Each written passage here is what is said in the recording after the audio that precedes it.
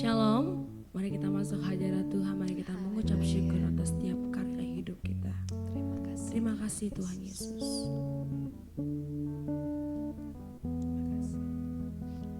I love you Lord, for your mercy never fails me. All my days I've been held in your hands. From the moment that I wake up until I lay my head, oh, I will sing of the goodness of God. All my life you have been faithful,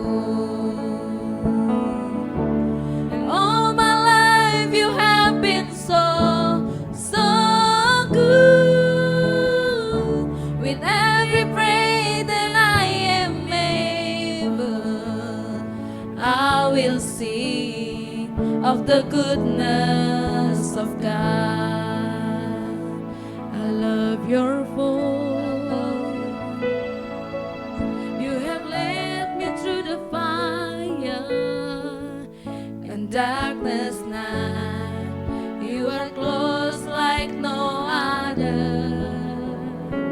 I know you as a father, I know you as a friend, and I have lived in the goodness of God. All my life you have been faithful, and all my life you have been so good. With every praise that I am able, I will sing of the goodness of God.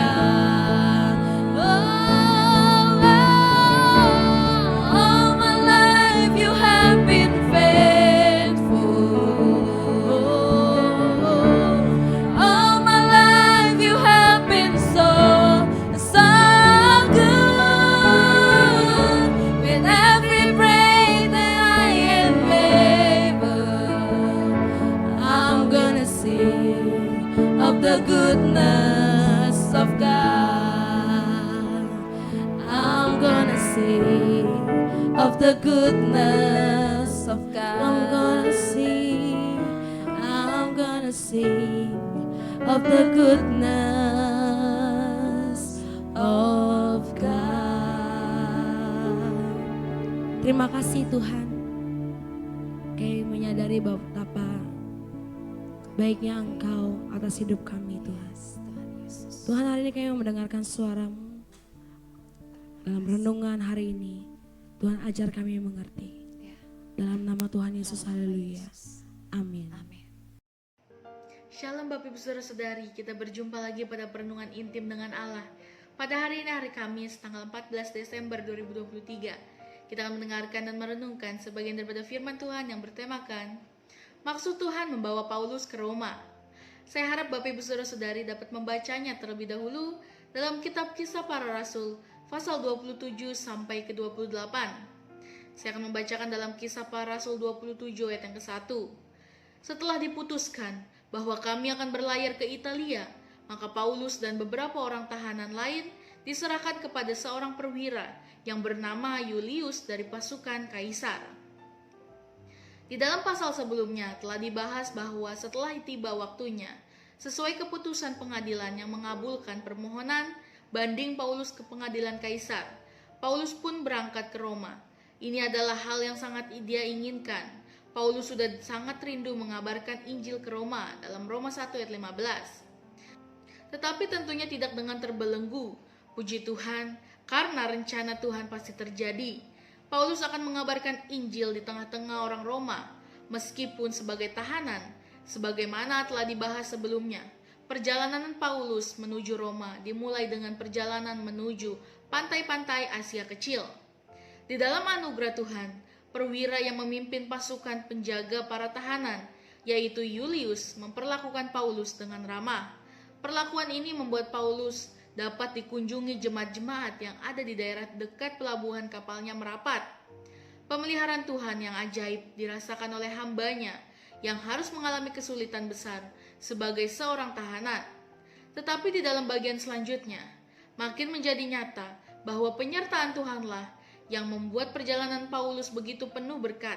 Berkat Tuhan tidak dilihat dari keadaan Paulus secara pandangan dunia. Dunia ini melihat Paulus sebagai seorang tua yang lelah, di penjara, dan sangat kasihan. Tetapi orang-orang beriman akan segera melihat bahwa mereka tidak perlu mengasihani Paulus. Mengapa harus mengasihani orang yang demikian besar diberkati oleh anugerah Tuhan? Tuhan menggerakkan perwira Romawi untuk menjaga dia di dalam perjalanan. Dan Tuhan juga yang memberikan penyertaannya kepada Paulus juga di dalam melihat kesulitan ke depan yang harus dihadapinya. Paulus tergerak oleh karena hati Tuhan yang terlebih dahulu tergerak karena kasihnya kepada bangsa-bangsa. Bisa kita bandingkan dengan perjalanan Yunus yang tidak mengerti kasih Tuhan kepada kebudayaan besar seperti Niniwe. Sedangkan Paulus sangat mengerti hal ini dan sangat ingin pergi ke Roma dengan cara apapun. Yunus menjadi penyebab ombak besar yang dialami oleh kapal yang dia tumpangi, sedangkan Paulus menjadi suara yang menyatakan berkat bagi kapal yang dia tumpangi dalam Kisah Para Rasul 27 ayat 21-22. Inilah kebenaran yang harus kita renungkan di dalam hidup. Berkat Tuhan jangan dipersempit. Biarlah kita melihat dari sudut pandang Alkitab tentang keadaan Paulus. Tuhan menyediakan perlindungan bagi Paulus dari para pemimpin tentara Romawi. Paulus ditolong oleh Claudius Lysias dari amukan orang banyak dalam Kisah Para Rasul 21 ayat 31-32. Tuhan menyediakan Festus untuk menghindarkan dia dari ancaman orang Yahudi dalam Kisah Para Rasul 25 ayat 3-4. Ini tidak berarti Paulus harus bergantung kepada orang Romawi. Ini juga tidak berarti Tuhan membangkitkan orang Romawi khusus untuk melindungi umatnya. Ini memberikan pengajaran kepada kita bahwa Tuhan dapat memakai bangsa atau orang-orang yang seharusnya menjadi musuh untuk melindungi umatnya. Tuhan berkuasa memakai siapapun yang Dia mau untuk menjaga umatnya. Dia tidak pernah kekurangan cara. Orang Kristen tidak perlu terlalu takut ketika melihat bahwa para pemimpin dunia ini ternyata orang-orang yang tidak mengenal Tuhan. Tuhan tetap berkuasa atas mereka, sekalipun mereka bukan orang Kristen.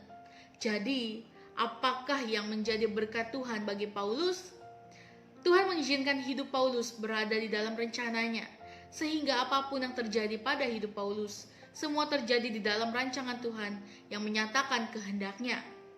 Bukan saja Tuhan menyertai Paulus demi rencananya, ternyata orang-orang di kapal pun mendapat berkat karena kehadiran Paulus.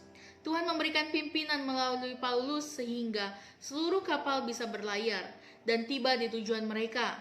Tetapi pimpinan Tuhan ini diberikan melalui seorang yang diremehkan oleh perwira di kapal tersebut dalam ayat yang ke-11. Bagaimana mungkin nasihat Paulus lebih baik daripada pendapat jurumudi? Bukankah jurumudi itu memiliki keahlian dan pengalaman yang jauh melebihi Paulus? Seluruh teori dan pengalaman manusia menjadikan manusia semakin tuli mendengarkan suara Tuhan. Keahlian jurumudi membuat dia tidak peka terhadap pernyataan Tuhan. Dia tidak sadar bahwa pada saat itu, Pauluslah penyebab mereka disertai. Bahkan bukan hanya sang perwira dan jurumudi kapal, tetapi hampir semua orang di dalam kapal tidak sadar bahwa Paulus jauh lebih penting daripada mereka. Paulus tidak lebih penting karena dia lebih berpendidikan, atau karena dia lebih berkedudukan politis. Paulus lebih penting karena Tuhan memilih dan memakai dia untuk menjalankan rencananya. Ketika semua orang yang lain hanya sibuk untuk memikirkan keuntungan dari perdagangan atau urusan-urusan mereka, Paulus memikirkan perluasan kerajaan Sang Mesias. Ketika semua orang lain membuat dan menjalankan rencana mereka atas perhitungan untung rugi pribadi, Paulus membuat dan menjalankan rencananya di dalam ketaatan kepada pekerjaan Roh Kudus. Karena itu, tidak heran kalau kisah ini mengatakan bahwa Pauluslah Tuhan menyertai seluruh kapal itu. Karena Pauluslah Tuhan memberikan keamanan kepada kapal itu. Refleksi kita pada hari ini, Tuhan membawa Paulus ke Roma dengan maksud memberkati Roma sebagai pusat dunia. saat itu agar berita Injil cepat tersebar ke seluruh penjuru dunia. Amin. Mari kita sama-sama berdoa. Bapa yang baik, terima kasih Tuhan Yesus. Pada perenungan hari ini Tuhan, kami boleh diajarkan lagi Tuhan bagaimana kami menjadi seorang seperti Paulus Tuhan. Karena Pauluslah yang Kau menyertai dimanapun kami berada. Biarlah Tuhan setiap kami berada, biar kami menjadi terang dan garam-Mu Tuhan. Terima kasih Tuhan Yesus pada perenungan hari ini. Di dalam nama Tuhan Yesus, haleluya. Amin.